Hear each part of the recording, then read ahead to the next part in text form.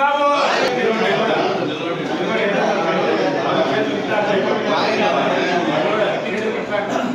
అన్నా 6, 7, 8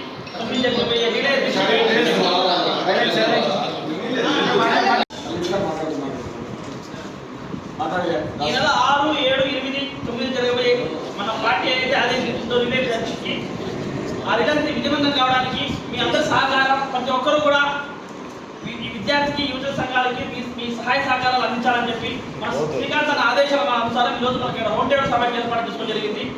దీని ఒక ముఖ్య ఉద్దేశం కూడా ఇంతవరకు అందరూ మాట్లాడుకోవడం జరిగింది. ఏ విధంగా ప్లాన్ చేసుకున్నాం ఇప్పుడు అన్న సహాయం అని చెప్పేది ఒక్కొక్క మండలంలో ఒక్కొక్క రోజుగా 3 రోజులు ఒక 6 మండలాలు కాబట్టి 2 మండలాలు పంపుతున్నామని చెప్తున్నారు.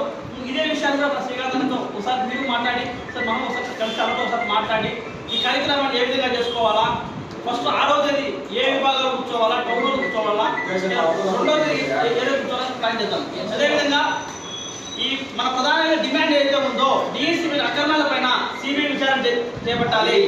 మంత్రి నారా లోకేష్ వెంటనే రాజీనామా చేయాలా ప్రధానమైన డిమాండ్ ఇది. దీంతో పాటు ఫీజు లిమిట్స్ పదవి కూడా దాదాపు 9,000 కోట్ల రూపాయల ఫీజు లిమిట్స్ ఇటు విద్యార్థులు ఇబ్బంది పడుతున్నారు, మరోవైపు కళాశాల యాజమాన్యాలు అయితే ఇబ్బంది పడుతున్నాయి. వెంటనే ఈ కూటమి ప్రభుత్వం ఏ విధంగా విద్యార్థుల్ని యువకుల్ని ఏ విధంగా మోసం చేస్తున్నది, ఇది ప్రజల్లోకి ఏ విధంగా తీసుకెళ్ళవాలా అనే ప్రధానమైన 3 డిమాండ్లతో మనం ఈరోజు ఈ రౌండ్ టేబుల్ సమావేశం ఏర్పాటు చేయడం జరిగింది. అదేవిధంగా కూడా నిరుద్యోగ వృత్తి ఏదైతే 3,000 రూపాయలు ఇస్తామని చెప్పి ఎన్నికల ముందు ఈ కూటమి పార్టీలు ఏవైతే కూడా ప్రచారం చేసుకున్నాయో అధికారం వచ్చిన తర్వాత పూర్తిగా నిరుద్యోగాన్ని బయటకు పడేసి నిరుద్యోగ వృత్తి గురించి ఆలోచించకుండా దానిపైన మాట్లాడకుండా మొండి వైఖరిని వ్యవహరిస్తున్నాయి. ఈ మొండి వైఖరి కూడా నశించాలని చెప్పేసి కూడా వెంటనే నిరుద్యోగ వృత్తిని కూడా విద్యార్థులకు యువకులకి నిరుద్యోగం అందే విధంగా కూడా మనం కూడా ఈ పార్టీ కూడా డిమాండ్ చేస్తుంది. ఈ 3 డిమాండ్లతో మనం పెద్ద ఎత్తున 3 రోజుల కార్యక్రమం చేస్తున్నాం.